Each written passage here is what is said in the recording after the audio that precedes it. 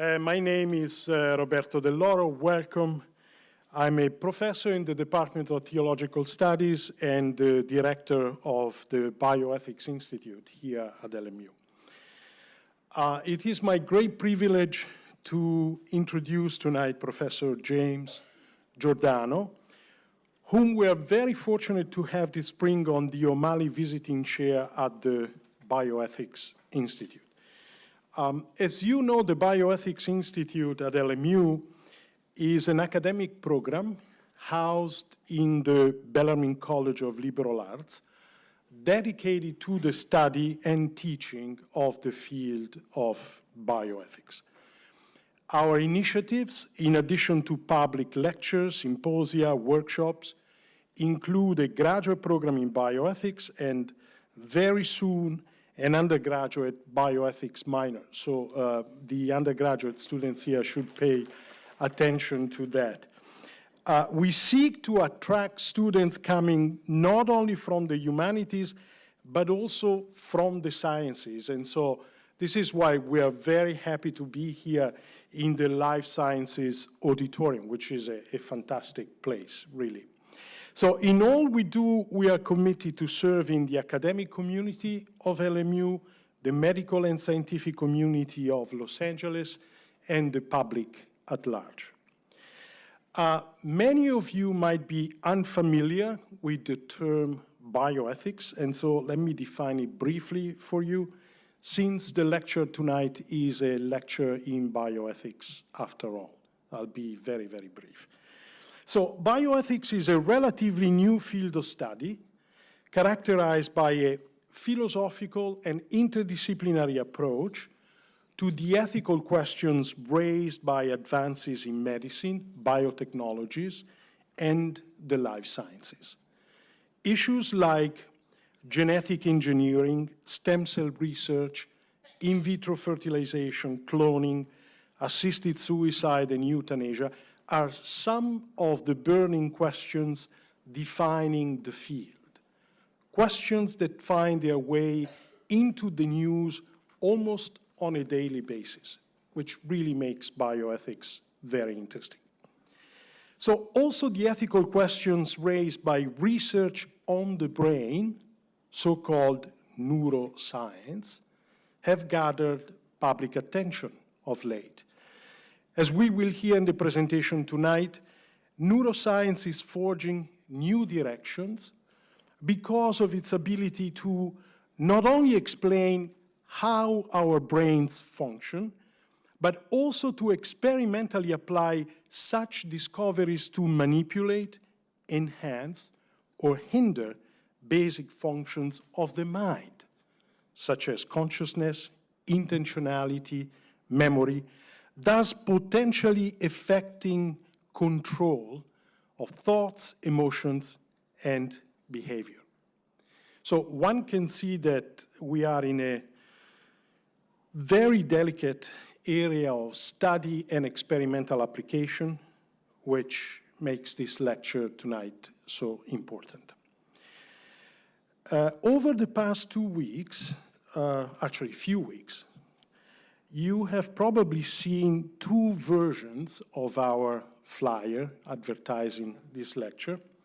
So let me just say that there is, first of all, the tame version of the lecture, and then there is what I would call the scarier version.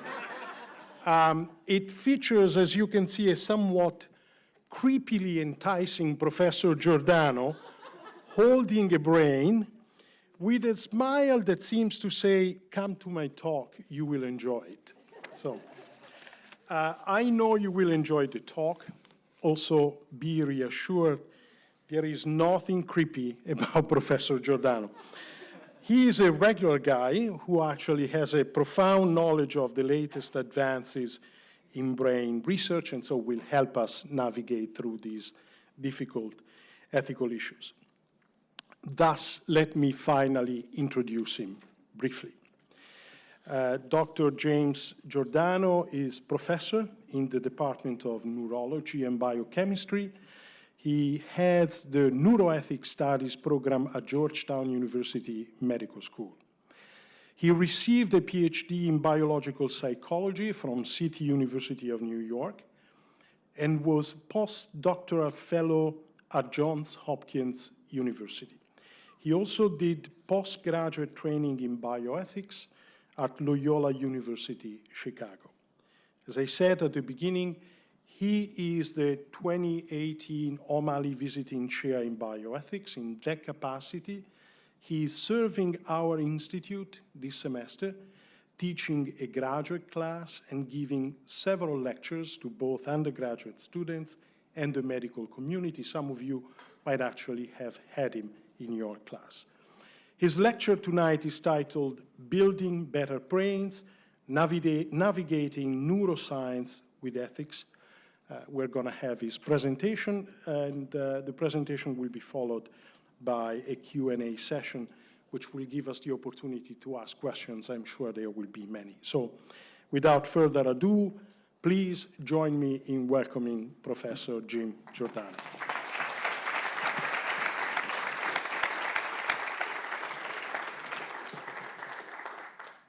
I don't look that creepy, do I? I think that the only reason it was creepy is because my face was on it. But I want to thank Roberto. I want to thank our directors and deans for having me here. Certainly it's a wonderful opportunity to be the O'Malley Chair this semester. Hopefully everyone can hear me. I know my voice is rather loud. Maybe I'll just slide this down a little bit because I feel like I'm booming. The other thing I'd like to do is before I start, not only to mention that it's a pleasure to be here and for all of you for coming, I'd like to apologize. I know it's always good not to start on the note of an apology, but I think I should for two reasons. First, this is not a speech impediment. This is a New York City accent. I was born and raised there. I've been out of the city for a long time, but this is about as good as it gets. I also spend about a third of my time in Bavaria, so the combination of the New York accent with Bavaria, forget about it. Number two, neuroscience is what I do for a living. And since this is what I do for a living, there is the possibility that I'll slip into jargon. I don't mean to. And if I do, what I'll try to do is explain those terms. So this is as much a learning enterprise as it is an illuminating one. So that these terms become familiar to you, and in their familiarity, we then begin to develop sort of a higher level of use. Make sure this is on. Good. So that said, the title of this lecture tonight is Building Better Brains. That's a query. That's not necessarily a statement, because better infers that there is some judgment of what is good. Better for whom? Better for what? Better at doing what things? Who gets these goods? And is better for me the same as better for you, et cetera, et cetera? And the idea then is certainly that neuroscience takes this organ and puts it at our fingertips. This is mine. I take it out nightly. My haircut allows me to do that. Now, what I'd like you to notice here is that, and I also apologize briefly for the color. Brains are not the disgusting color of yellow. It just didn't reproduce real well on the slide. They're sort of a pinkish white, and they're usually covered with blood vessels. These blood vessels have been removed so that you can see the underlying structures. And what I want you to know about this is that we have a phrase in the brain sciences that see one brain, see one brain. And there's something interesting about that, because realistically, the devils and the deities live in the details of that structure you're looking at. But truth be known, if I were to take his brain out of his head, and her brain out of hers, and his brain out of his, and my brain out of mine, the gross structure, the architecture of those brains would basically look the same. In this particular image, the front of the brain is on the bottom, I'm holding my hands. The back of the brain is on the top of the slide. It has a big sort of schism down the middle, and it has these fudges and rolls and ridges. And pretty much that's where a lot of the similarities stop. Your brain is an organ of relationality. It relates to your interiority and your exteriority. It grew up embodied in your body that was embedded in your environment throughout your life. What it basically does is it parses every moment of your experience, the things that you have done before, compares that to your present, and makes predictions about how your behaviors and your attitudes might influence things that happen in your future that then feed back and provide you with consequences on what's good, what's not good, and how they affect you. How they affect you. And yet we're talking here about ethics, and we like to think that ethics is all about the other, but our brains are pretty well tuned to ask the question, what's this do for me? Every act of altruism begins from the perspective of egoism, one of the things we learn about the brain. But I'd like you not now to take a look at this 3-pound enigma on the screen, but instead I'd like you to do exactly as I'm doing in the slide. I have my students go through this exercise, and I think it's worthwhile and rather useful. Please put your hands in front of you just as I'm doing in this picture. And I want you to stare into your hands, not at the slide. First of all, I want you to recognize that if you cup your hands tightly, your brain fits into your hands. Most people tend to think it's larger than that. It's not. It's not. It weighs about 3 pounds. Maybe a little less in some women because their skull size is a little bit smaller, but those neurons in women are more densely packed and more efficient. Thank you very much, ladies. You can pay me later. What we also recognize is the structure of the brains really do differ in some cases based upon our experiences. Keep looking at your hands. Everything that you've ever hoped, everything that you've ever loved, everything that you've ever hated, everything that you've wanted to do, everything that you've not wanted to do, all the wonderful things that you've done, all the not so wonderful things that you've done, every dream you've had, literally from birth all the way to the grave, is a function of the organ that you're now holding in your hands. If I want it to be a little bit more expansive, everything that humanity has done, all the gee whiz, all the gee, that's terribles, all of the art, all of the artifice, all of the artifacts, all of the evil, all of the enlightenment has come from that organ. And now if you really want the heebie-jeebies, your brain is thinking about itself. Now, that said, you may look up, and interesting things happen to our brain. Each and every experience that our brain entails and obtains changes our brain in some way. Some way at a very small level, and some way even at a structural level. This very lecture itself, you will recall based upon your position, where you are in the room, and how you see me. People on this side of the room, for example, will remember this lecture with the stunningly handsome left side of my face. Yes, that's a joke. She's the only one who laughed because it's the dean. The people on this side of the room will see the sort of very, very good-looking right side of my face, and those of you right up front will see me for the goblin and troll that I really am. And that's how you remember this lecture. But every event you go through changes your brain in some way. And that creates a very interesting dynamic because the brain is, in fact, dynamic. And if we look at that, what we can say to ourselves is, how do we understand that? This field, neuroscience, has been a titular field only for about 40 years. I've been a brain scientist for about 38 of those 40 years, and when I got into the field, some 38 years ago, there were only 4 programs in neuroscience in the United States. Now, there are well over 200 at the university and medical level, well over 100 at the undergraduate collegiate level, several dozen at the high school level, and several dozen freestanding institutes and foundations solely dedicated to the brain science. Talk about brain waves. Waves of activity that create a momentum, a bow wave, a juggernaut of intellectual and technical capability in the brain sciences, as we see evidenced here. Realistically, the field of brain science became titular in the 1970s, but don't be fooled by that. Realistically, this idea of looking at this organ the way you've just done reflects the fact that ever since humans first looked into some reflecting pool and their image looked back at them, they thought, what makes me me? What makes him him? What makes you you? What makes her different than me, different than him, me different than animals? Are we or are we not? What makes us us? If we take a look into classical antiquity, we see this embedded in the writings of Plato, Socrates, Aristotle, Hippocrates, Lucretius, Galen. We take large secular centenary jumps, and we go to the Middle Ages and early Renaissance, and we see the work of René Descartes punctuated by the cogito. Cogito ergo sum. I think, therefore I am. But the flip side of that is, what is it then that makes me think? How do I think?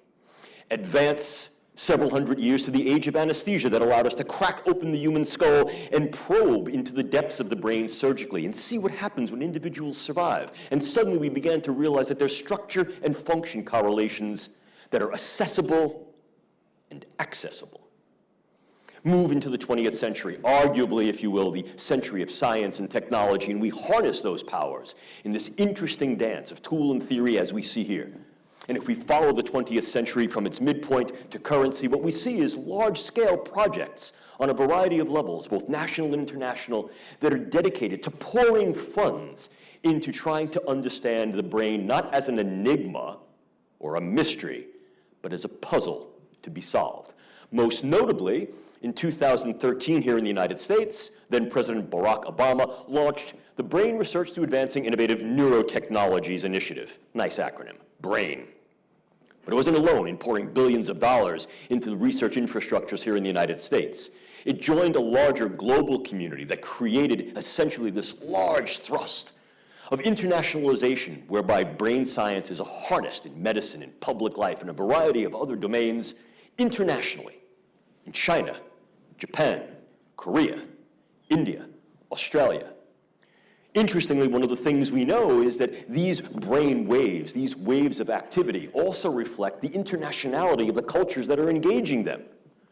And not all these cultures, of course, have common needs, common values, common philosophies, common ethics, which creates a polyglot approach to the brain sciences. What will we do with the brain sciences, and what does that mean? But it also makes us come face to face with the realities of what the brain sciences may offer to us. Oh, look, indeed, I've been a brain scientist for almost 40 years, and I'm here to tell you there's a lot of things that we've learned.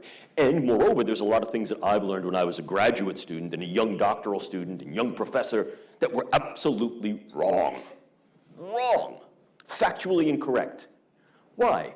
Because what we found is that the tools that we have available to us to probe these puzzles of the brain became ever more sophisticated, and as a consequence, we revised our theories. And what we've seen is that indeed we've learned an awful lot about the way brains work. If I can wax Aristotelian for you for a moment, what we've learned is that there is indeed some formal cause that we can appreciate in the brain. In other words, it is a biological structure. It works like biological structures do. It's involved sort of as systems within systems, and that gives us some level of appreciation. Moreover, we know that there's this physical thing called the brain, and we understand its material workings. We understand what nerve cells do, glial cells do, and how they work in concert very often to do the things they do physiologically, anatomically. Bets are off after that. If I then venture down the rabbit hole a bit into what Aristotle referred to as efficient cause, in other words, how the thing do what it do. How is it that a table is a table, a microphone becomes a microphone to give me the microphonics that I need? We simply don't know that. This is what the philosopher and cognitive scientist David Chalmers refers to as the hard problem or hard question of neuroscience. How does the great stuff of consciousness, emotion, cognition, arise from the gray stuff, those soupy, sparky cells that sit beneath our cranium? What do we do with that? And the question then becomes a little bit more profound. Not only a question of saying, what do we not know? But realistically, what does it mean to have a brain and be a mind? What kind of brains give rise to minds? And what does that mean, not just medically, scientifically, but socially? Because if in fact we think to ourselves that the brain is in some way some generator or antenna for those things that we hold near and dear, personality, identity, the self, then that becomes the locus, at least in part, of those things that provide much of the moral regard for human culture. Look at the power we have by being able to assess, access, and affect the brain. Indeed, look at that power as a swinging pendulum of progress. One of the ways that we navigate this pendulum of progress is appreciating from whence it came. The work of the late George Bulliarello, formerly the president of the New York Institute of Technology, has described human activity with a term called biosoma, that humans are biologically tuned to be social organisms and use machines. Wonderful work of one of my better graduate students, a fellow named Dan Dagerman, took that one step further and said, no, that's not what we do. Let's look at this realistically. Humans were not born sucking oxygen out of the water, flying through the air, climbing trees really fast, and running like a cheetah. For the longest time in our history, we were just prey. How is it that we ascended the ziggurat? Easily. Because biosoma can now be interpreted in a slightly different framework. What humans have done astutely through our history is looked at our biological capabilities and tried to make them better, look at our biological limitations and weakness and tried to compensate and delimit them. And we've done so through the fact that we're a social animal, and we've used our tools in our social engagements, in some cases to work cooperatively, and in other cases to work competitively. Indeed, biosoma takes the forefront in determining the way humans do what humans do. And we marry that to something called the technological imperative, as advanced by the German philosopher Hans Lenk and the German philosopher Hans Jonas. the technological imperative is pretty simple. As tool users, if we can build it, build it. If you build it, use it.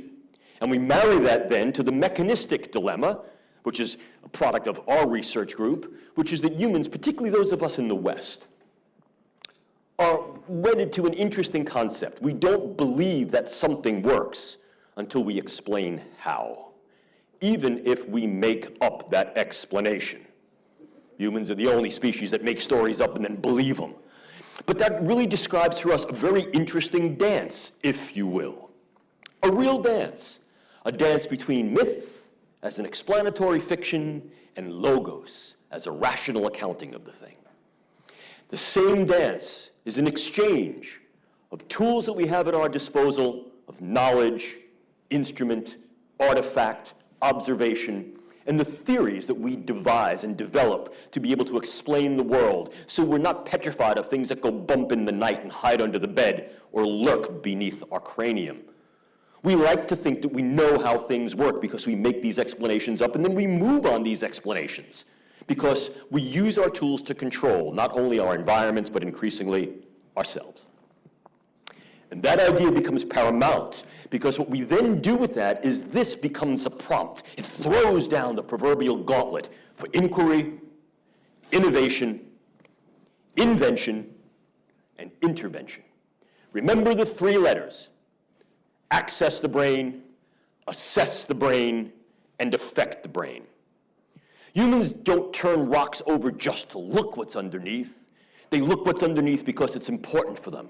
The knowledge is important, or can they use the rock or what's under there for in some ways to change the human predicament of suffering, pain, illness, finitude, decrepitude, or advance the human condition no longer just to survive, to flourish, to make it better, to make life easier, to make us better at the things that we choose to do. That said, this interesting dance of tools to theory and theory to tools is very much like a tango. In a tango, yes, you like to think it's a Latin dance. That means that the man will lead. But in reality, it's a woman who makes the man look really good. This is sort of a generic that applies in many different ways, folks. The issue there is simple. What leads? Science or technology? Tools or theory? Hubris or humility? What do we do with the tools and techniques we have? What can we do, and what should we do? If we examine each one of these different domains, certainly if we crack open the box of inquiry and innovation, perhaps no other area of the brain sciences has been so contemporarily provocative as neuroimaging. The ability to peer into the living brain in real time, not just to assess its structure, but to assess its function, using ever-increasing techniques that are sophisticated to engage the granularity of the fineness of what's happening at a variety of levels, from the gross to the very local. To see what brain areas are differentially active under different conditions of thought, emotion, behavior. To then trace what brain areas are intercommunicative as we engage various things, and to use this in a way that's not only descriptive, but to increasingly use this in a way that is predictive. Predictive. In a very real sense, what we're doing is we're taking images, levels of density of light, of computational inference, of each little box that's being scanned in the brain, and we're doing exactly as you're doing right here. Look at the word. Look at this word. You see a little circle, another little circle with a line, a straight line, and a little loop. And in your head, what you're saying is C-A-N, can. That means something to you. So what you're doing is you're scanning the lines, you're scanning the image, and you're reading the word. You're inferring meaning, what that word is and means. Didn't mean to bore you. So, are we in fact scanning the brain and reading the mind? Literally, yes, we are. However, the inference of what that reading means runs the gamut, from being able to read the activity of cells to being able to predict our social behaviors. Being able to use, for example, neuroimaging to determine, is somebody conscious? Is there an actual pattern of phenotypic representation of nodes and networks in the brain that are representative of consciousness? When does that occur? In the womb? In an embryo? In a fetus? In an animal? In the very old? In the brain damaged? In those who cannot speak? In a machine? Can we do this? Increasingly, we're using neuroimaging for just this purpose. To be able to recreate images that an individual has seen, feelings that an individual has felt, sounds, music that an individual has heard, simply from interpreting the pattern and registry of a brain scan. This is ongoing work that's happening here in the United States and at the Max Planck Institutes in Germany. It's called recreative neuroimaging. Just by scanning your brain, I can tell you what you were looking at, what is a stimulus that was evocative or provocative for these things that cause these patterns of brain activity. And in so doing, if we get larger and larger amounts of data that are then assembled, can we not only create these predictive registers, these comparative registers, but also can we use this to determine what a normal brain is? Normal. A norm. A Gaussian distribution. But what do we do with things that are outside of that? What then is an abnormal brain? Can we in fact use this type of imaging to determine an individual who may be predisposed to violence, aggressiveness, hostility? Can in fact we use this type of thing as some form of an intelligence test to determine if there are key brain areas and patterns that are indicative of genius, of savantism, perhaps of criminality, morality, immorality? And what do we do with this? Can we measure those things objectively that are simply subjective states of how I feel? This is the brain happy. This is the brain sad. I'm going to give you an assignment that I've given to many students that I've had the opportunity to teach here at Loyola. And it's very simple. Sometime over the next few days, I'd like you to go to a magazine store. And I'd like you to go through about 5 or 6 magazines, and they should not be scientific magazines. They can be cosmopolitan, fitness magazines, car and driver, whiskey advocate, cigar aficionado, wine taster. I sound like an alcoholic. Wine taster.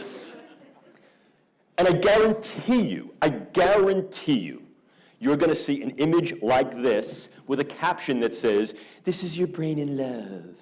This is your brain after a breakup. This is your brain getting ready to buy the new Porsche." We love, love, love these images. Love them. So much so that we're looking perhaps to utilize these images with some leverage in a courtroom to be able to determine who's capable and therefore competent, who's culpable and therefore guilty, who's deceiving and therefore deceptive and inveracitous. Oh, the idea of inquiry and innovation go hand in hand and doesn't just stop here. It's not just a question of what our brains are doing now. What about what our brains did before and what our brains are going to do in the future? This represents a direct evolution from the Human Genome Project, in which we identified that there are indeed what we call neuropsycho genes. These are genes that appear to be, at least in part, responsible for the coding and ultimately the formation of proteins that are structural and functional to various aspects of the central and peripheral nervous system that we know may be involved not only in certain neurological functions, but in the expression of those neurological functions as psychiatric, psychological, cognitive, and emotional behaviors, activities, disorders. Could we, in fact, by doing this, genotype the brain to be able to determine what the occurrence of these particular disorders are?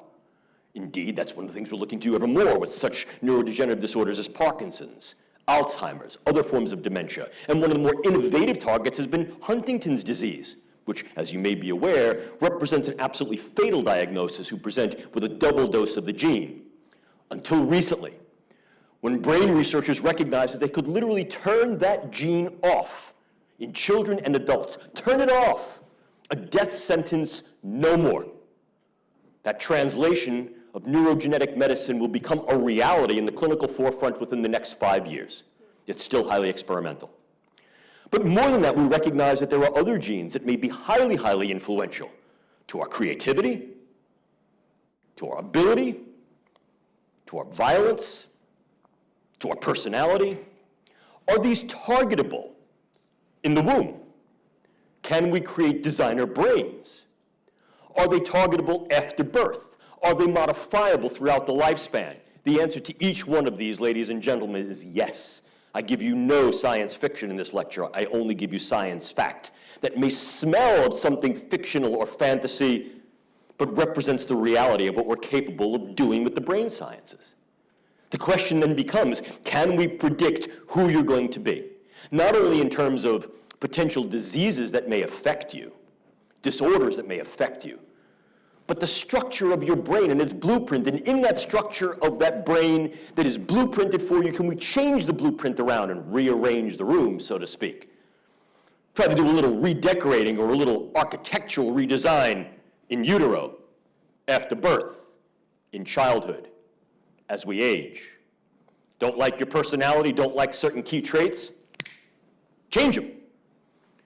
Maybe here is the way we can do that. But maybe there's more. Maybe now it's really a question of, can we harness the tools and technologies we have and really build better brains? Not just from the blueprint up, after the thing is built. Can we modify those brains throughout the lifespan to make those brains better? Certainly to try to make those brains better in those conditions that are pathological. The ravages of neuropsychiatric disease that epidemiologically has such a profound impact, not only here in the United States, but worldwide. The ambiguities of psychiatric conditions that have been so enigmatic and so difficult to assess and to treat. And if, in fact, this organ, this thing that sits beneath our cranium, is in some way the essence of the things we are, oh, yes, it's absolutely embodied in this body that grew up in this ecology. But if in some way that's involved in the essence of my personality, my being, myself, and I can target that, target it, can I change those things in directional ways by manipulating the structures and functions of the brain through a variety of levels of intervention that go from the benign to the exceedingly severe? The answer to the question, ladies and gentlemen, is, in fact, that this is a rhetorical question.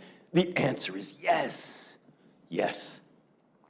Axiomatically, a program like Brain Research, through advancing innovative neurotechnologies, provides for you the working roadmap that explicitly defines what the agenda is.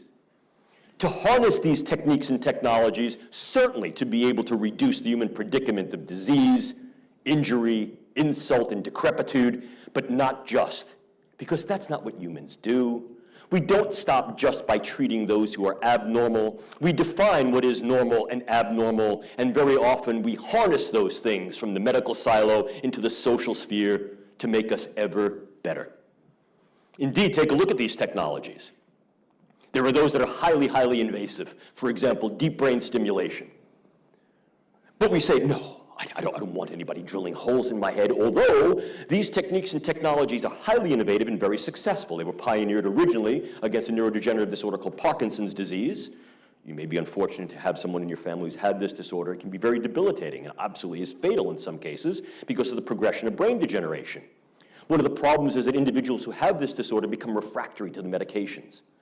But if you can target the brain areas that control the tremor, that control the gait, the treatment can be miraculous. Individuals who couldn't move, who couldn't articulate, who shook, who couldn't walk, literally, after getting the brain implant, can dribble a basketball and ride a bicycle.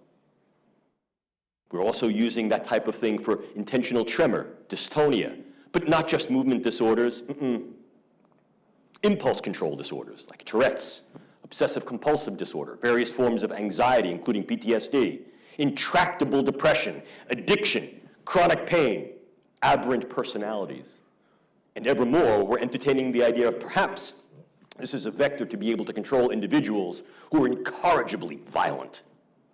Might this represent the new retributive justice? Really, rehabilitative or recuperative justice. Clear out those prisons, give them brain implants, do it ethically, make sure that they consent and do so without coercion. We're not absolving them of the guilt. We're just bringing them back into society, medically controlled, because we've defined here that recurrent violent behavior is a medical condition.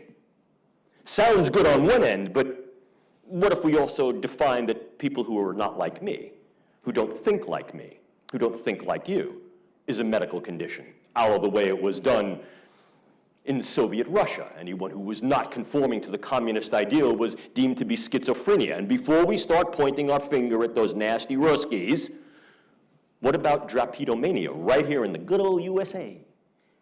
Drapetomania, the fact that people of color were ignorant, violent, prone to be uncontrollable as a medical condition, and therefore were incorrigible and had to be either incarcerated or maintained as slaves. That particular diagnosis stayed on the books right up until 1978 in Mississippi. We have to be very careful how we're using the tools to assess and define normality, and also how we then intervene. Can we do some wonderful things with drugs, with implants? Of course we can. There were those that say, wait, I don't want to take drugs. I don't want something neurosurgically in my head. It's okay, don't need that. We can go right through the skull. Increasingly, the ability to transcranially stimulate and affect brain regions is becoming ever more not only a clinical reality, but a reality in our daily spaces. The idea of using transcranial electrical and magnetic stimulation certainly has shown promise in treating certain forms of anxiety, depression, rehabilitation after stroke, certain movement disorders, reducing drug hunger in individuals who are addictive, also changing individuals' capability for cognition, making them more vigilant, making them more capable, changing their motoric aspects, increasing their performance. So what do? You go to the physician, you say, doctor, I'm here, I want you to make me a little smarter. I don't want to study as much, I want to be better at my exams. Is that a medical diagnosis? Just can't get smart? Want to be smarter? Now, does everybody have a learning disorder? Is this the Viagra phenomenon? If, in fact, I look at the statistics for the way erectogenic drugs are sold in the United States, Cialis, Levitra, Viagra, Stendra, you'd think to yourself, my God, there's absolutely no hope for that country. They're not going to be able to populate themselves. It's an entire population of limpies. No, it's not. No, it's not. It's a growing population of people who want to be a porn star. Oh, yeah, I'm good. It works. I just want it to be better. It ain't hard. This ain't hard either. You don't have to go to the doctor for this. You can buy this right over the internet. Direct-to-consumer brain tech. In full transparency, I stand before you as a person who is funded by one of the companies who puts out a product called Halo Neurosciences. I was brought on board to examine the science, the technology, and also plot the ethics of doing this in ways that are not only technically right, but ethically, legally, and socially good, and what that means. Navigate where the rough spots are, if you will, sort of make sure we handle the speed bumps. You can buy these things over the internet. Don't want to do that? You really want to get scared? Look up do-it-yourself brain sciences. There's an entire community on Reddit and on the dark web that's changing information around, exchanging ideas of how to make these devices from a 9-volt battery, from a muscular stimulator and a bunch of copper wires and foam, and exchanging where to put the electrodes on your head. Put one here, you get a little smarter. Put one here, you can sleep a little better at night. Put one here, you'll be more outgoing. They're exchanging these things like baseball cards. Neuroscience is leaking out of the porous silo of biomedicine into the receptive silo of society and the market space. And it's becoming ever braver, ever bolder in the capacity to actually build new brains. This is the idea of brain-machine interfacing, and there's an actual term that we use called neurocyborgization. Real word, real word. It's not this kind of a cyborg you see in the upper left. It's not that it's like a metallic endoskeleton covered in biological material. We're not going to make a new governor of California. The question is, what are we going to make? As increasingly we're yoking the human brain to computational interfaces. The idea that Elon Musk, for example, put out that it's important for everyone to have a Neurolace chip in their head to be able to accommodate the rising tide and fear and danger of AI. Everyone should have a chip in their head. I didn't say that, Mr. Musk did. Is this what's going to be the future? As in fact there are those who become neurologically capabilized, what do we do with those who fall behind, those who don't get this stuff? And how far should we go? Are there sort of natural breaks that go, don't go there, don't ask that question, don't try to do that? Or is it as we have always done as humans, which is bravely go where no one has gone before because we can? You know who this guy is? Anybody know this guy? No, it's not me. He's Italian also, but not like me. This is Dr. Sergio Canavero. Dr. Canavero was a neurosurgeon, and later this year, listen to me, later this year at University of Guangzhou Medical College in China, he will attempt the first body-to-head human transplant. Wow. Yeah. I'll pay you later. If I stood before you 3 years ago and I told you this, I'd be like, here's science fiction that should start out with once upon a time. Not science fiction anymore. Oh yeah, look, I worked with Canavero early during the development of this, and I have to say, early on, he crossed the T's and dotted the I's. This is an individual who's an organ donor. You don't care what happens to your body after, you're not gonna say, well, don't use the whole thing. He said, well, I'll only use these parts. Well, organ donor, you can use the whole thing. Moreover, I have a consenting individual who says, do it to me. The question then becomes, how much do we need to know before we go? And can we only know if we go?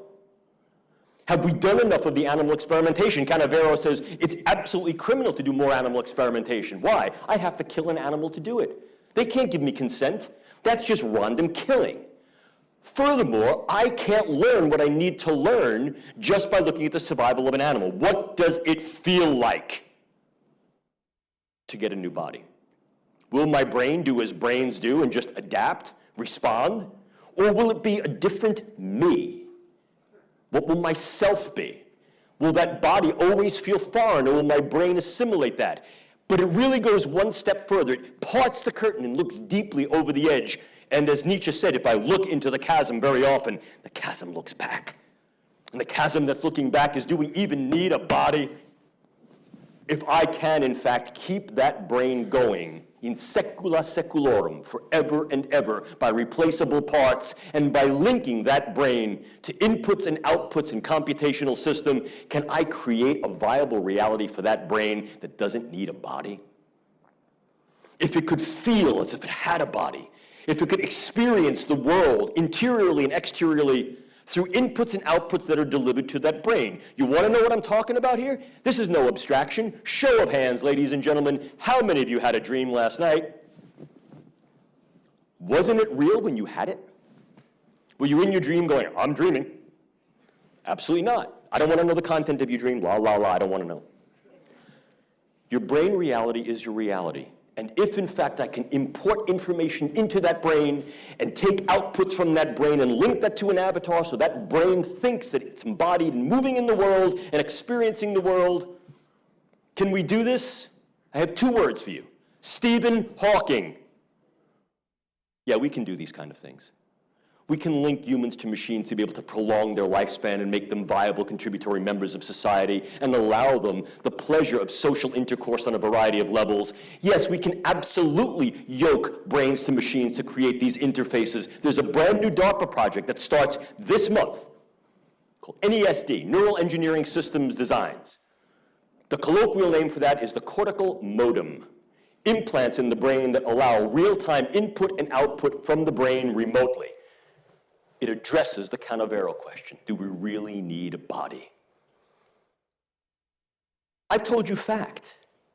You can see what ends up happening is it rattles the cage of those things that we think we know about the way we think, about the organ that thinks. We think we know the limits that we may be able to be prescribed, when in fact those limits are nothing more than frontiers to be explored. And what ends up happening is these evoke not only scientific and technical issues for sure, but scientific and technical issues that then ripple into the social domain. And in fact, if we were going to look at these issues, we could parse them categorically into 2 major distinct interactive domains. Those that are technologically focal, and these are the issues of frontier science. We've not been doing this for literally years and years and years and years and years. We don't know what the long-term or intermediate-term effects are going to be of some of the new drugs that we develop, some of the new devices that we use, some of these manipulations to the brain. We don't know that. Moreover, one of the things that we're concerned about is if we mess with the status quo of the brain's biology and physiology, what might we get? If you sort of mess with nature, might you get an unanticipated set of effects that you didn't even expect would occur? And/or do you get an intersection of unknowns where suddenly you go, holy cow, we didn't know about the brain. I already told you there was the hard question. And we didn't know enough about the technology. Put them both together and like, what is this? But this is not occurring in a vacuum. This is occurring in the realities of the social milieu in which we use the brain sciences in medicine, public life, national security, intelligence, and defense. And this, once let out, then get into these socially derivative issues that are profound. The brain sciences deliver tremendous amount of information that gets incorporated into a knowledge base. Some of it gets misincorporated, miscommunicated into that knowledge base. We attach meanings to these things. What does it mean to have a particular type of brain? What does normal mean? Abnormal mean? Able, disabled mean? What do we do with that? What do we value when in fact perhaps our values differ based upon our needs? What do we do with those needs? And how do we manifest these in ways, as we always have, to exercise power in the asymmetrical relationships that humans engage in? Want to go down the rabbit hole with me for a little bit? Let's take 5 minutes. Let's look at this in a little bit greater granularity. What are these issues? Because now we get into the idea of innovation, intent, and perhaps individuousness. In other words, what could go wrong? Are we using this in the right ways? Take a look what we have. If I draw the line through the techniques and technologies I have at what represents normal or abnormal, those things that are abnormal, what I intervene, I treat. I bring them to normalcy. But those things that are normal that I intervene upon, this is an enablement, an optimization, an enhancement. Look, we all know we want to be better. If I were to ask this audience right now, if I could give you something, some brain techniques, some technology, some drug, minimal side effects that we know of, that would make you 75% smarter, more outgoing, more appealing to people, just nicer, and you would have to work 85% less to do that, how many people would do that? It wasn't necessarily a rhetorical question. I guarantee you the majority of people would do this. And after class, there's always someone who comes up to me and says, "Were you serious? Really?" Yeah, I'm serious, really. The question then becomes, what do we do? Who gets treated? Who gets enabled? Who gets enhanced? Are there limits as how far we can possibly go? And if we do these things, what might we lose when we gain certain capabilities? People might say, no, I don't want to be made smarter, better, more capable, because I want to do it the old-fashioned way. Yeah, that works great until the person next to you is doing it the new-fashioned way, and the person behind you is doing it the new-fashioned way, and suddenly you realize you're busting your trowel to do something that they're doing with ease, and it's like, I think I'll get one of them too. Think about a microwave. Think about a GPS. Think about a computer. Then there's always the question of culture. If we're using the brain sciences to define normal, we have to use big data to sort of really assimilate that across the spectrum of the human reality. Will we find, perhaps, that there are indeed normal brains that show geocultural distribution? A normal brain in China is different than a normal brain in India, is different than a normal brain in South Africa or the USA. We've already created some stupid postulates as this is a Republican brain, a Democratic brain, this is a Whit or a Tory brain. Nonsense, that's neuro-nonsense. But we have to be careful of how we use the information in those ways, because there's not only a culture of science, there's the cultures that science affects. And one of the things that becomes ever more important is this idea of neural norming, eunormics. This is the normal brain, and this is what we shall ascribe to. And there's a lot of ways to say normal, functionally normal or statistically normal. And if statistically normal is those that are getting the neurological goodies to become optimized and embedded, then that becomes the new norm, and those that don't have are abnormal. I'll give you a perfectly good example of that.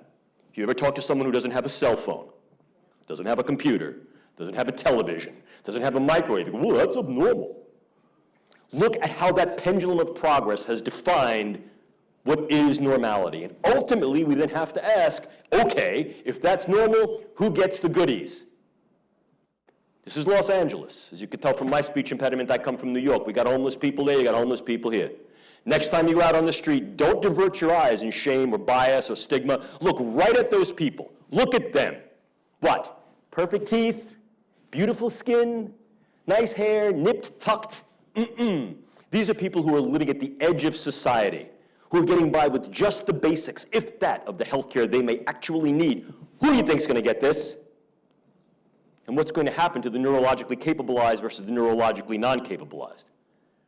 And not just within the confines of our own country. What happens with regard to sustainability of developing countries, non-developing countries, when this surely represents the activities of those countries that are developed. And ultimately, it all comes down and says, well, let's say it's all good. How informed can informed consent be?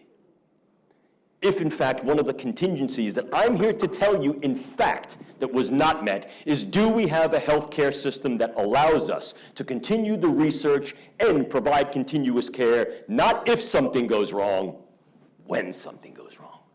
Because something will go wrong.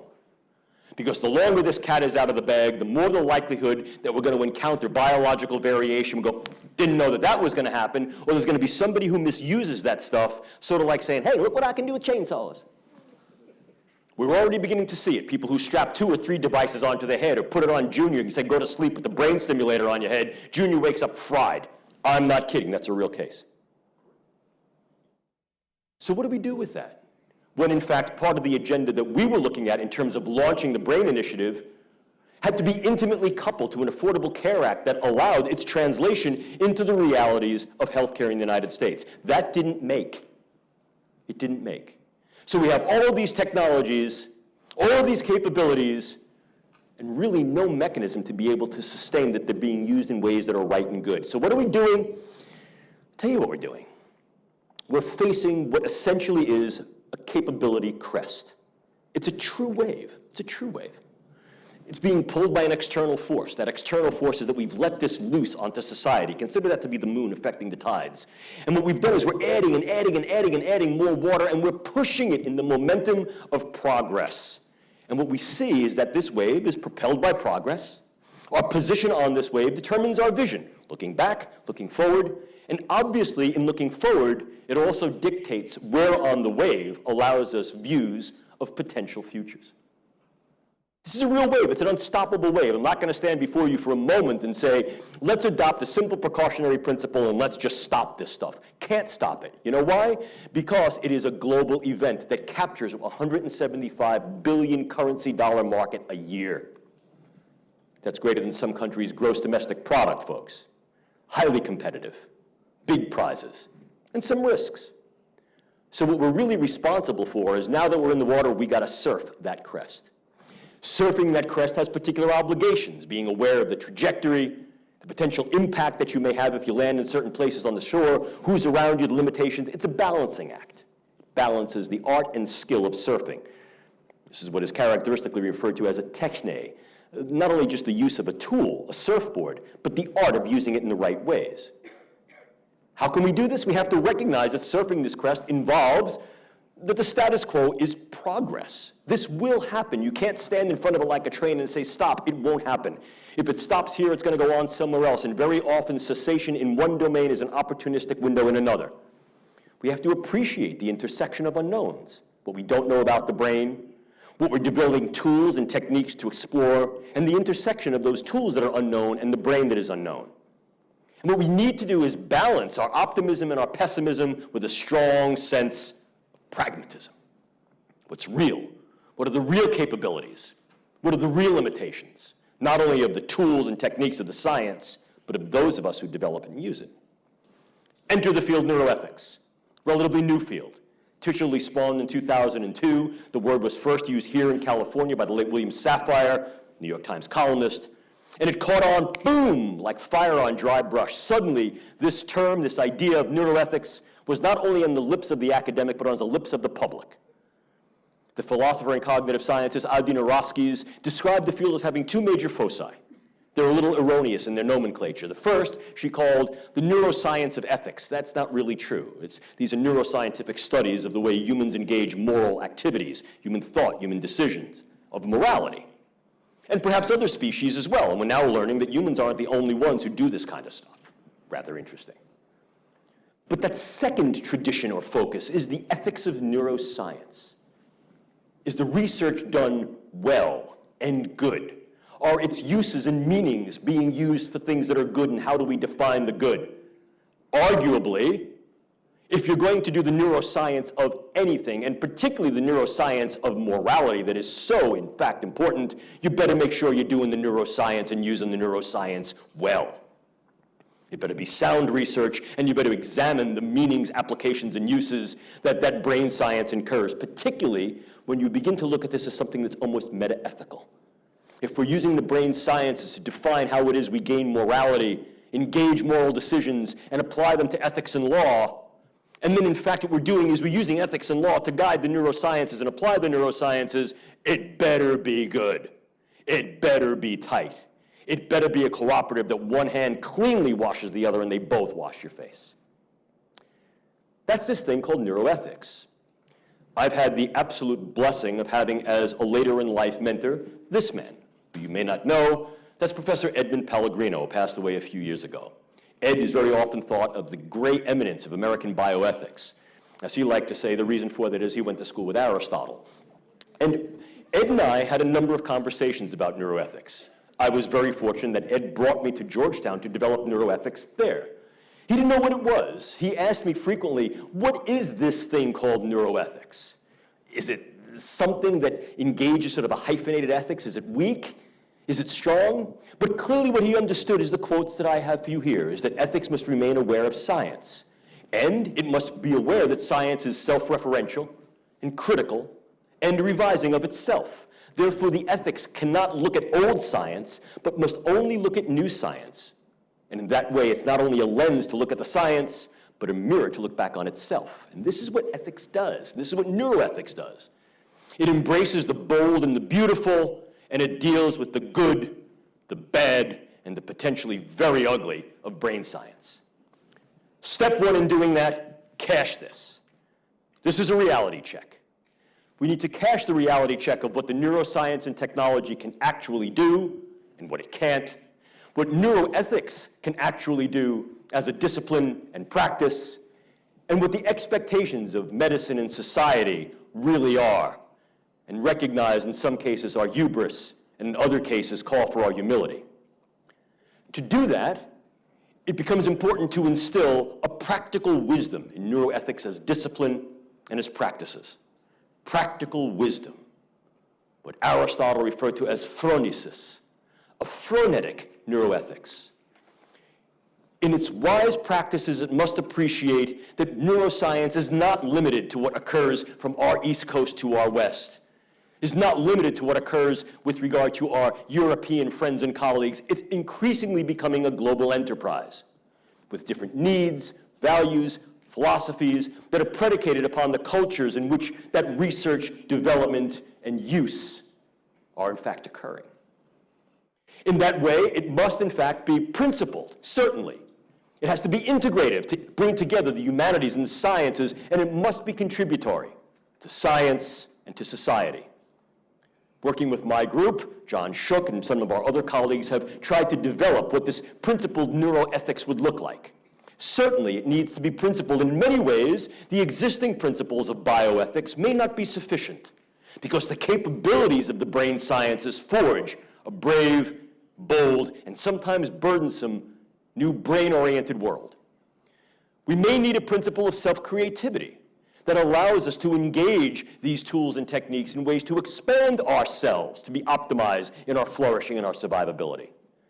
These things should also be non-obsolete. Something that I do to me should not have some incurred obsolescence, and I shouldn't be excluded from ever newer developments, nor should what I do to me make her obsolete or him obsolete or other cultures obsolete in their structure, function, or ontology.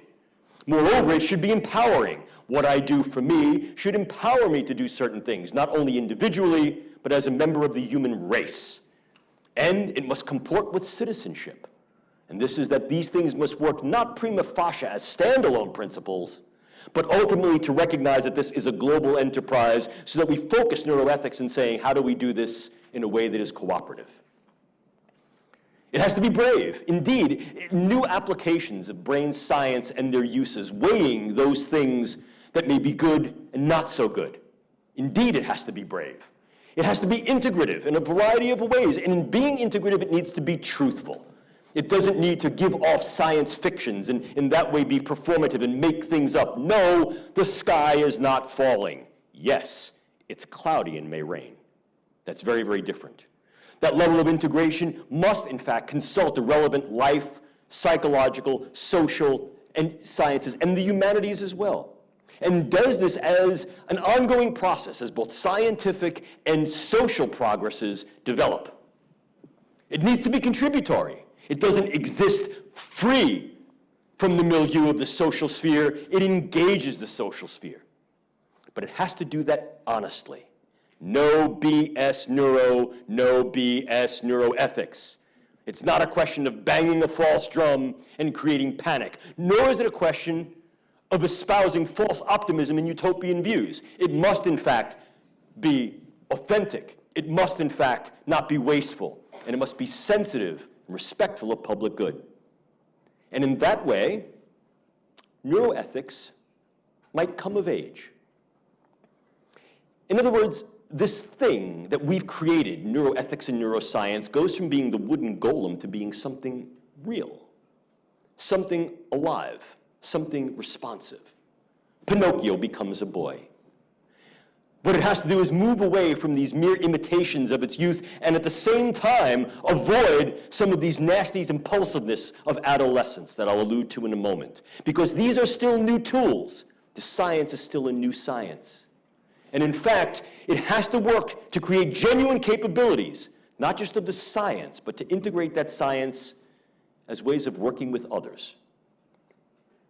I have the quote here that says, to become real, you must prove that you to be brave, truthful, and honest. Brave, truthful, and honest. What neuroethics holds the feet to the fire of neuroscience to be is what we expect out of anything that's going to become real, that's going to move from some wooden golem into a real, live, breathing, sensitive, and responsive entity, just like Pinocchio becomes a boy. Moving forward, what we don't want to do is to engage the science to unravel the Gordian knot of the brain-mind, only to open a can of worms that we let loose its meanings, capabilities, foibles, and follies on the very society that looked to us to be able to provide wisdom, insight, healing, and help. This is something we should not do.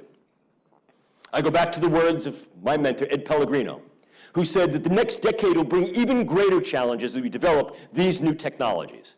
Ed said this to me in 2002, that the future of science and technology requires humans to achieve these humane goals. No new neuroscience without neuroethics.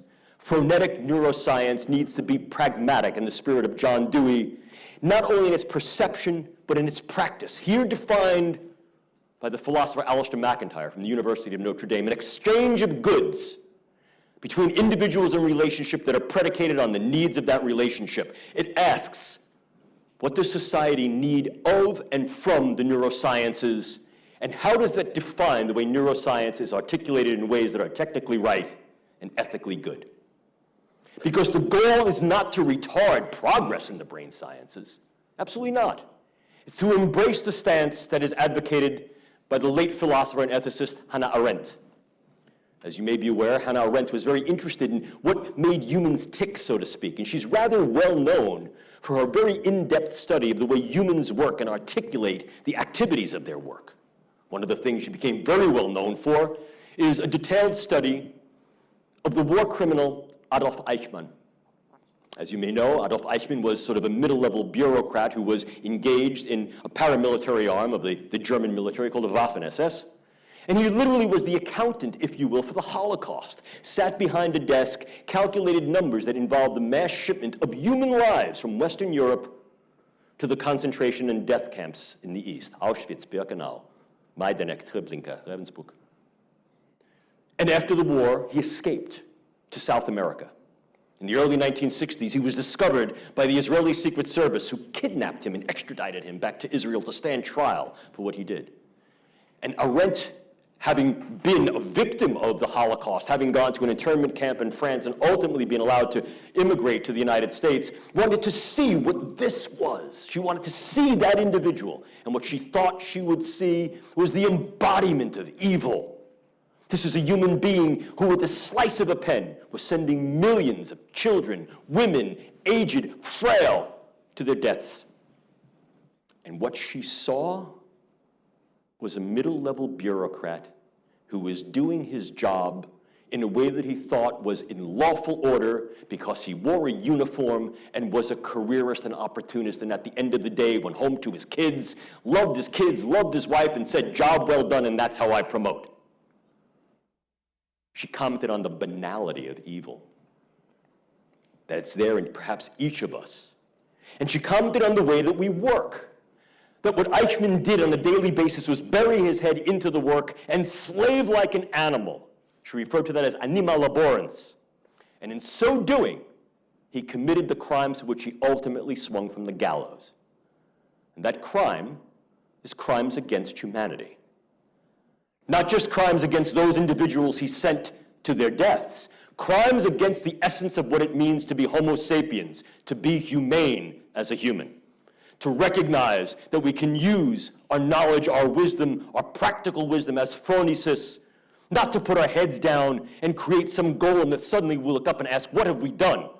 When there it is, rendering our world destructive and dystopian, but rather to step away from the work at each and every step and work as the creative human, homo faber, to be ingenuous and to recognize that, in fact, we, as the builders, have not only a bias but a responsibility as the engineers, perhaps, of our evolution. And this is what neurosciences and neuroethics provides for us. It provides tools for us. I'll quote my mentor, Ed Pellegrino, that we suffer the twin fears of reverting to a barbarous existence by using science and technology too much or not enough. The dialectic and dialogue is essential to humane uses of technology so that knowledge can move us either closer or divide us ever further. We need to go back to the future a little bit. Back to the future. Perhaps the wisdom we seek here in the brain is the wisdom that that brain had offered from us from antiquity. The wisdom that's offered from the pillars at Delphi. Know thyself. Know thy limits. Know thyself, because the brain sciences allow us to look ever deeper into those puzzles that are the brain mind that allow us to explore the essence of what we are and manipulate that. But know thy limits of science, of capability, of hubris and humility. And this, in fact, in many ways, provides for us the Faustian contingency, if you will. I'm a big fan of the morality play of Faust, written by Goethe in the late 1700s, just as applicable perhaps today as it was then. And if you're not aware of the morality play, I'll brief you very quickly. It really involved a bet. It involved the bet between a deity, Goethe called God, and a subdeity, the devil. And in fact, the idea was that, well, they're betting on what is the integrity of humanity. And the object of that bet was a physician, a scholar who was aging, Dr. Faust. And Faust craved more knowledge and more capability. He was getting older, and he recognized that the love of knowledge that compelled him to do good things his whole life would escape between his fingertips based upon his own mortality. And moreover, he was in love with a younger woman, and he recognized that what she was in love with was his capability to heal and to know. So God made a bet with the devil and said, you know, this is a man who is noble and just. The devil said, no, he's not. He's human, and that's a human foible. And the devil said, you know, what I'll be able to do is tempt him with the thing that he loves, unlimited knowledge, unlimited power. God said, go ahead. So the devil, through his mercenary Mephistopheles, appears in Faust's study and essentially tempts him with boundless knowledge, boundless capability. And the only trade is, trade your humanity. Give me your human soul for eternity. But it's got to be a fair bet, you see. A fair bet. And so at the point where Faust is thinking to himself, yes, this is something I want to do, Mephistopheles, the devil's agent, puts his hand on his shoulder and cautions him. Making sure that this is something he's doing with his own consent, he says, you stand stock still and stare as if before the lecture hall there. Look, there in the flesh, physics and metaphysics are there. Come, let's go. But what of those dangers that you'll know, remember that blood guilt that you might bring down shall reign upon the town. He's telling Faust, this is no academic exercise. This is not something you get in a lecture hall. You're about to be able to have the capability and knowledge that stretches before you to change everything in ways unforeseen. You want to trade your human soul for that? The Faustian contingency rings true, perhaps even more today than it did for Goethe in the late 1700s. What are we willing to trade for the things that we do? And what will we do with the things that we learn? In many ways, this falls upon the shoulders of this discipline and its practices called neuroethics. The idea of being able to have reflection and some moral pause with each and every act of inquiry, innovation, invention, and intervention becomes critical. And I like to end all of these lectures, as I have in the entirety of the time that I've had the pleasure of being here at Loyola, with a quote not from Ed Pellegrino, not from Goethe, but from my dad. My dad was an engineer. And one of the things he loved to do was build things. He was a compulsive tinkerer. He was great with tools. And one of the things we used to do as father and son is we used to build stuff together, and I still like to do that. I still like to work on motorcycles and cars and airplanes, because my dad taught me really well. And the way he taught me really well was very simple. When I was a little kid, he would bring me a new tool every month. And he would teach me how to use the tool. Well, look, I was a little kid. The imitations of youth with the impulsiveness that went along with it. Remember Pinocchio? And one day my dad comes home, and I remember it like it was yesterday, ladies and gentlemen. My dad gives me a shiny new tool. And I was so excited and so thrilled that I thought I knew it all, and I was about to grab the tool and run away and go use it. My father put his hand on my shoulder and he said, "Jim, slow down. Measure twice. Cut once. Sometimes you just can't go back." Bless my father's heart. He was a great engineer, and he would have made a really, really good neuroethicist, because sometimes it becomes important to measure not only the tools in the science, but to measure us who develop the tools in the science and ask if we, as individuals, groups, and civic institutions, can handle it. I hope you've enjoyed this lecture, and if the idea of neuroethics entices you, I invite you to look here. This is a 4-part working bibliography of the past 15 years of the field, hundreds and hundreds and hundreds of references that have in fact been compiled by our bibliographic librarians at Georgetown and are available to you free, open access, the journal Philosophy, Ethics, Humanities, and Medicine, available to you at www.peh-med. And this is the part of the lecture that is the unabashed self-promotional plug.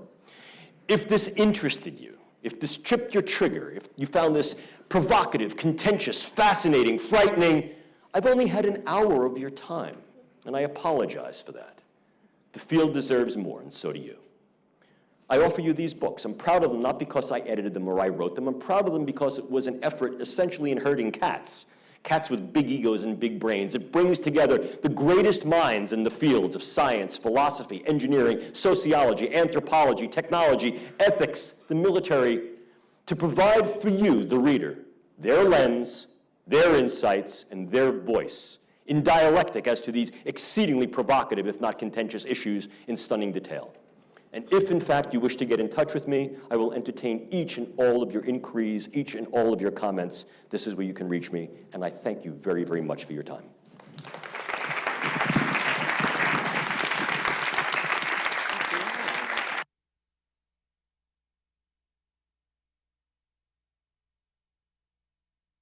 feel like it's very difficult to sit down now, because how can you keep this man sit?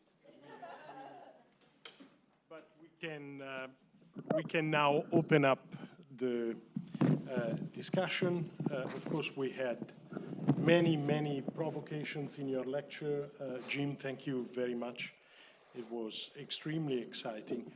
So, Thank you, Roberto. It was a pleasure to be here. yeah, please. So you were talking about the self,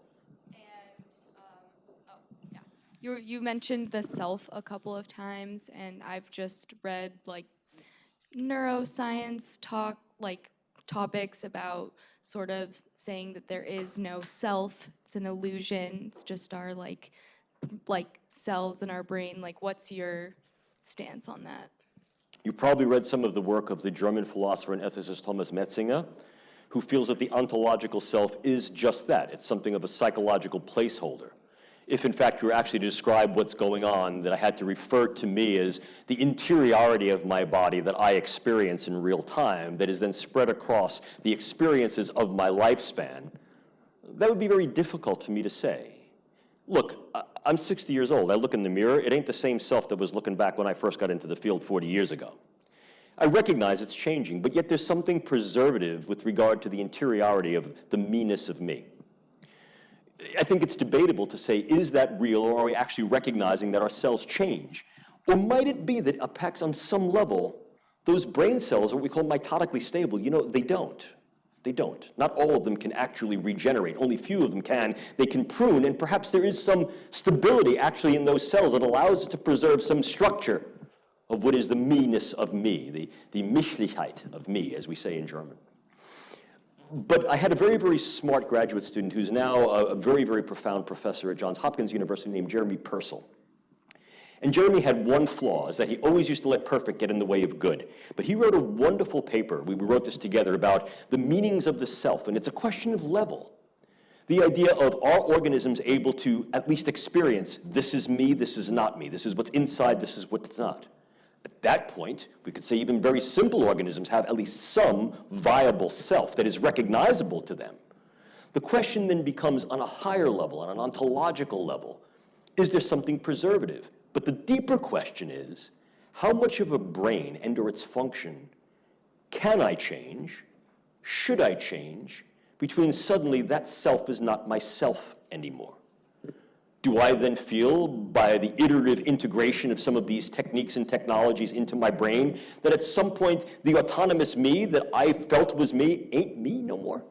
Have we reached that point? We've gotten close. There are some interesting studies looking at deep brain stimulation, other forms of neuroprosthesis and integrations with machines, and of course, clearly the idea of neurological transplants that then begin to say, well, where does me stop and a new me begin? In some ways, I don't have an answer for you, but I have a more profound question, because if we manipulate the brain more, what we're really looking for, is there some nuclear self that exists there, or is it a function of that brain sensing a feeling of what happens in this body across its lifespan? And the bigger question is, do we need to go there to really find this out? There are those who say yes, that this idea of an ontological self is only in some way preservative or destructive once we actually sort of cross that threshold. And there are those that say no, that there's something inviolable about the sanctity of cognitive liberty that should not, in fact, be trespassed. Again, I don't have an answer, but I can only describe the dialectic, and I hope that's given you something of an answer. Has it? Okay.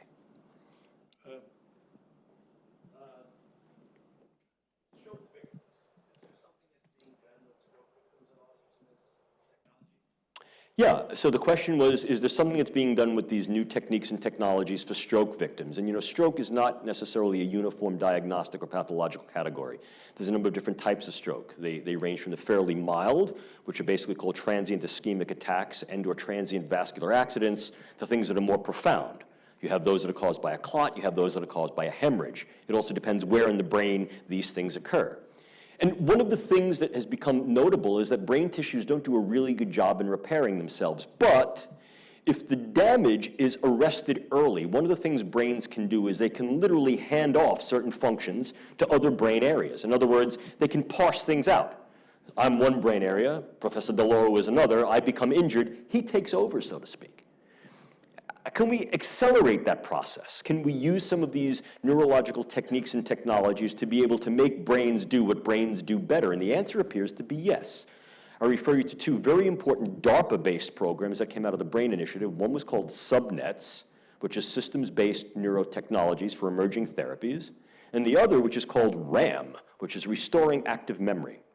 And what they're looking to do is to approach the idea of brain trauma.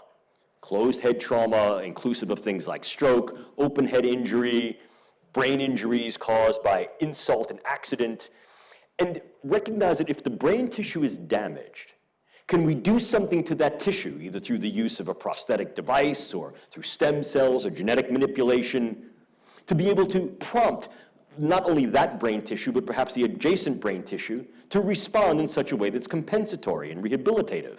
Can we make individuals more amenable to that? And the answer appears to be, in some cases, yes. The other question then becomes, well, what do we do with that? And how early can we intervene? What does that actually mean? What kind of interventions can we engage, and who gets them? Certain things more amenable than others. So the short answer is yes, there are some things we can do, but we also confront a very interesting phenomenon. The idea of rushing things to the clinical forefront or holding them back because they're new and experimental.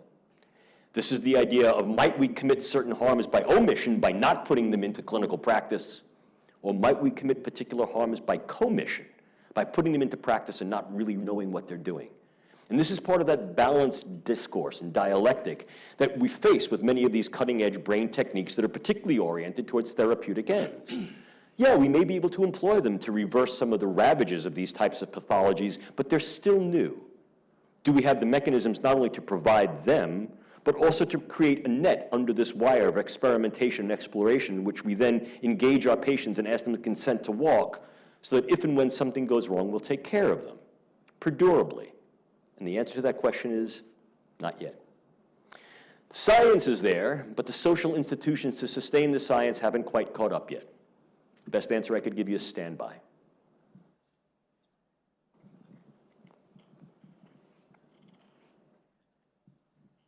Professor, so with the brain being also the part that controls our mechanistic parts, in which we share with many people, but the parts that make us who we are, the parts that processes conscience, ethics, morals, have current science and current research be able to show or find out specifically how the brain does that or which parts does that? Yeah. And then I have another part to the question is, Sure.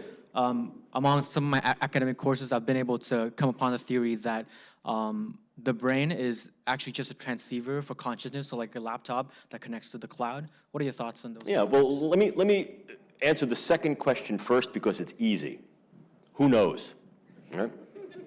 And I sort of alluded to that in the early part of the lecture. I mean, the interesting issue here is that we don't know if the brain is a generator or if it's an antenna, or if it's both. If there are some parts that need to be generated so as to capabilize its antenna properties, or if it needs to be an antenna first to then generate certain things. The idea is, as I said to you before, we simply don't know what consciousness is. I mean, for all I know, consciousness is the effect of a giant cat somewhere in the universe playing with a ball of yarn that we can channel. Who knows? First person who comes up with that answer and figures out how consciousness occurs in the brain, that person's going to Scandinavia to get the Nobel Prize. And then it's going to hit the fan, because what do we do with that information? So we don't know. Your first question is a little bit more granular. And in some ways, it's predicated on the second. If we don't know how consciousness occurs, do we really understand how these more complex conscious processes, such as conscience, morality, and ethics, arise? And interestingly, I have a spoiler alert for you. There's no nucleus ethicus in the brain. There's no tractus moralis in the brain. There's nowhere in the brain that does that. Ethical decisions, ethical actions, are processed just the way any self-referentially other-directed decision is made in the brain. The process is actually called neuroeconomics. It's a question of the way certain brain mechanisms will value the outcomes of actions and decisions about others, how they affect me. As I said to you earlier, there's a very big egoistic component to our altruistic actions. But there's an implication that goes along with that also. If we can affect the way people perceive certain situations, if we can affect their decisional processes specifically, might we be able to alter their moral compass in some way? The answer appears to be yes. But the bigger question is, what moral? What morality? What ethic? It's not a question of some platonic thing that we draw down from the sky.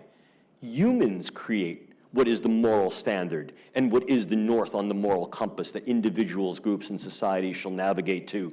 And so the larger question is, how will societies, politics, etc., harness the brain sciences in ways that they define to be moral, and what might that mean? That's a bigger question. Hi, thank you for your presentation. It's been great. So I saw on Facebook, which is, everyone knows everything on Facebook is true all the time, that there was this study that showed that conservatives have larger amygdalas on average than liberals, and that this might be a thing, whether it's true or not. And then in your presentation, you were talking about how there's a lot of BS when it comes to neuroscientific studies. I'm just curious because it seemed like you were saying that we have the ability to see what internal states and how they are represented as brain states, whether through neuroimaging. If we have that ability, then is it BS to go down that road to try to see? Because you said maybe there's a normal brain for if you're in China, or there's a normal brain in Europe, but what about if No, you're no, I just mean, in the same it's not community? BS to go down the road to see, it's folly to misinterpret the results. Bigger ain't necessarily better. Just because an individual's amygdala is larger means absolutely nothing. The amygdala is not a homogeneous structure. It contains many subnuclei and interconnected parts. It's really, as I said earlier, the devils and the deities live in the details in terms of those interconnections and sort of what's, quote, talking to who and what that pattern is. These thing that says, here's a bigger amygdala or a smaller hippocampus, well, if we're talking about like gross brain degeneration, perhaps that might be meaningful. But the other thing we recognize is that there's even inter-individual differences that exist. And when, in fact, you're trying to make those comparisons, you know, very often we use statistics the way a drunk uses a light post, more for support than illumination. And we can rub stats in a whole bunch of different ways. That's a simple example of neuro-nonsense. There may be a fact to it that says here's bigger amygdalas or bigger caudate and putamen, but doesn't mean anything. It's not a question of bigger, it's a question of what is the functional aspects of that. Now, that's not to say that there might in fact be different neural node and network activities that in some way are contributory, may even subserve certain patterns of cognition, emotions, and behaviors, and that becomes part of the challenge, if not the opportunity. But I really, really caution against what my colleague Roger Scruton refers to as neuro-nonsense. Roger Scruton's an English philosopher, and he says it sounds so much better than me. But I caution against that. At one point, Roger and I were having a discussion over some very, very good alcohol, and he said, "Oh, Jim, it's all neuro-nonsense." No, Roger, it's not all neuro-nonsense, but we are being confronted with neuroubiquity of just that sort. What it really calls for is a far more custodial shepherding of what the information is and what it means. It puts a larger onus of responsibility on those of us who do neuroscience when we let that cat out of the bag, because as I said to you before, the great power in them, their neurons, and people will take that information and they'll interpret it in ways that is not necessarily veridicable, and as a consequence, that can really be problematic. May I ask a question? May I interrupt? Sure. Back to Roger Scruton's neuro-nonsense. So I think your presentation was extremely interesting, but also extremely complex. Yes. Right. In part because there are three categories that enter into the conversation that cannot be entirely separated, but at the same time have to be very clearly distinguished. Okay. And those would be brain, mind, and self. Right. Those are three categories that in a way go each one after the other, but in fact need to be separated. I'm sorry, distinguished. Right. Distinguished, yes. Okay. A few centuries ago, the British philosopher David Hume looked into himself in order to find his own self, and he found nothing. But in fact, it was still himself looking into himself. Thus, the performative contradiction of his own searches, in a way, speaks to the fact that maybe some of the epistemological premises, if you want, of much of brain research might be driven by the same type of performative contradiction. We are trying to somehow find the self in the brain without actually realizing that if we do so, we can't really find the self, but in fact, it's still ourselves who are looking. Therefore, a self must be there by definition. The reason why it must be there is that our own self can be accessed in a way that is in fact very different from the way in which we would be accessing the objective dimensions of something like a systemic brain structure, right? So the question I have is how much of brain research and also how much of what brain researchers sell of the products of their research to society might not be driven by this kind of performative contradiction. So that in a way, the lack of distinction might sort of throw into the open certain difficulties or perhaps certain fears that in fact are really not there, because we have to distinguish the categories that are at stake in the conversation. It's a wonderful question. I mean, I think that much of science by its nature tends to have a performative aspect to it. I mean, it must be. The very nature of science is that it proposes certain things to be able to sustain its own ability. I live off grants. I can tell you this is the reality of my life. I make my own work. I'd like to think that I'm asking questions that I can answer, and that's how I bring home the bread and butter, so to speak. But the point you've raised about looking for certain things that are philosophical concepts aren't necessarily the substrate of the neuroscientific mission. Let me explain. There's really nothing in neuroscience that says we're going to look for the self. People aren't digging around in heads looking for like the nucleus selficus. They're not. This occurs primarily as an artifact in terms of saying, well, if we do certain things to a brain, if we see brains that have changed in certain ways, can we then access that individual's consciousness, either subjectively or interactively, and how does that feel? When individuals are having experiences that they define to be self-revelatory or reflective, what brain areas are involved in that process? Not to say that that's where a self lives, not to say that this is an identifiable object, the self, but rather what may be the brain processes, structures, and functions that in some way are participatory in this cognitive construct that is, in fact, Hume's self, which in many ways is a Mysterian construct. And what I mean by that is exactly as you've said. It's like trying me to say, I've seen my own face. I've never seen my own face. I've seen my face in a mirror, I've seen my face on a photograph, but my face has never seen itself. And in some ways, that's part of the dilemma. We don't want to look for something that doesn't exist. There is no, in fact, structure in the brain that is the identifiable, perdurable self. But is there something in the brain's structures and functions, some pattern that is reproducible, reliable, identifiable, that would suggest that this particular pattern of structures and activities produces the cognitive construct that is a self? And if that is the case, is this something we can engage? Is this something we should respect and not engage? Is this something we need to understand as something that may be modifiable or immutable, and what does that then mean? So I could tell you in ways of sort of being confessional, that I know not of any neuroscientific enterprise that brands itself as the search for the self. Even the effort, the endeavor of psychiatry, as critical as one may be, is striving to be able to harness the brain sciences to try to determine when individuals say, I'm not feeling myself, what is that deviation from one brain state to another brain state, but not as a type, the self as a token.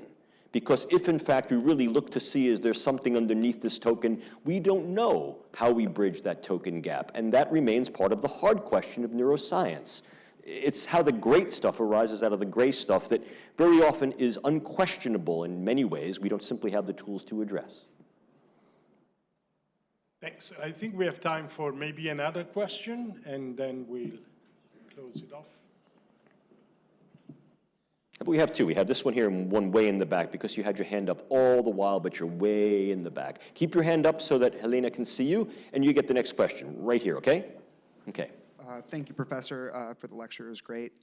How do we create this world without obsolescence, especially as like more technologies are released? I was thinking about I don't know exactly what it does, the technology that you were talking about that wraps around the brain, but like how do we stop, for instance, like that technology from being obsolete, or someone creating that technology with like planned obsolescence?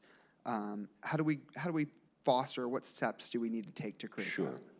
There's actually a paradigm for doing that. I'll not bore you with it, but let me kind of give you the overview of it from 30,000 feet, and then please feel free to talk with me either offline or contact me or come by the office and we can sort of go down that rabbit hole. You have to look at this sort of like a super speedway.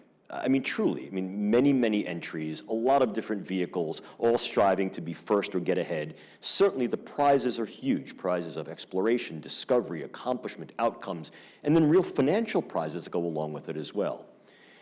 And like any super speedway, not only are the prizes big, but there are particular burdens, risks, and identifiable harms. If you're going to get on that speedway, and arguably we're already on that speedway, you need to navigate the on-ramp. The on-ramp, operational neuroscience, risk assessment and mitigation paradigm. On-ramp. It begins by defining what we call 6 R's, responsibility for realistic appraisal of the science and those various contexts in which the science will then be articulated. We then ask what we call W questions. Who's going to get it? Why are they going to get it? Under what circumstances? What mechanisms are there for the provision for them to sort of maintain that continuity of clinical care and support?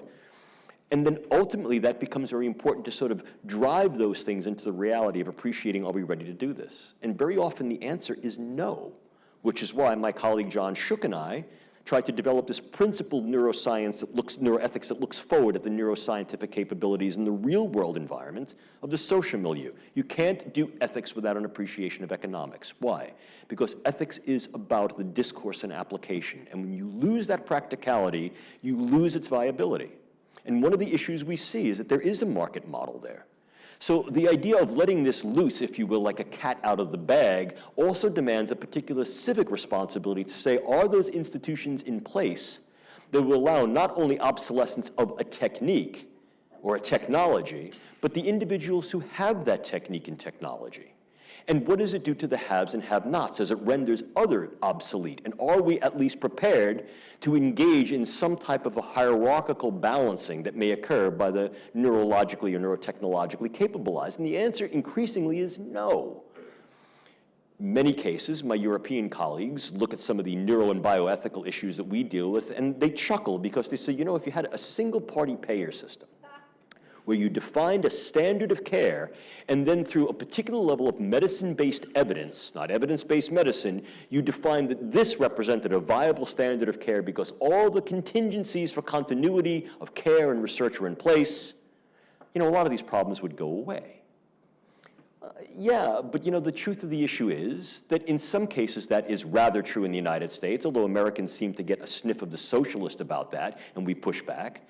But there's also going to be asymmetries and there's going to be inequities that exist worldwide that we then need to consider in a more global context.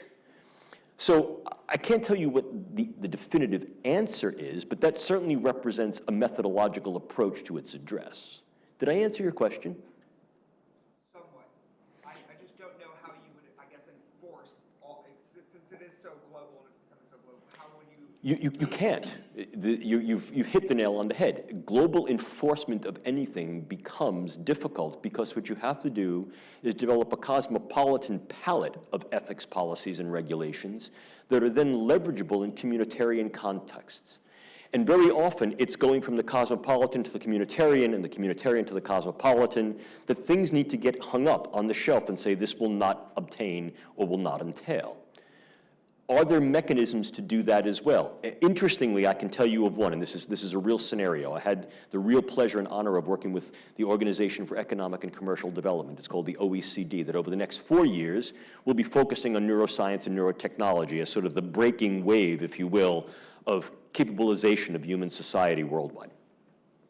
And they had a bunch of scientists and philosophers sitting around a gigantic table in Washington, D.C., and then we had another one concomitantly in Paris. We're doing our next one in Singapore next year. And one of the issues that came out of that was, well, can we agree to disagree on certain things?